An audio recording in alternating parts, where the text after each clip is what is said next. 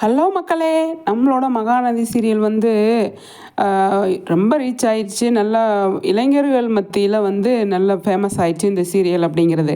2024 இந்த சீரியல் வந்து பயங்கரமாக தெறிக்க விட்டுருக்காங்க அப்படிங்கிறது தான். 7 மணிக்கு போட்டுட்டு இருந்தாங்க, அதுக்கப்புறமா 6:30க்கு போட்டாங்க. அதுலேயுமே வந்து 7 மணிக்கு வந்து நிறைய பார்த்தாங்க, 6:30 மணிக்கும் பார்த்தாங்க. ஆனால் யூடியூப்பில் தான் அதிகமாக வந்து மகாநதி சீரியல் வந்து ரீச் ஆகிருக்கு அப்படிங்கிறத வந்து சொல்லியிருக்காங்க.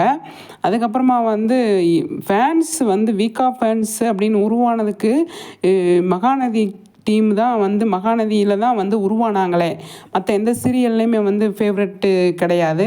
ஆனால் 2024 தான் விஜய் காவேரி பெஸ்ட்டு பேரு இண்டிவிஜுவலாகவும் சரி, அதுக்கப்புறமா வந்து நிறைய அவார்டு வாங்கினாங்க அப்படின்னு சொல்லலாம்.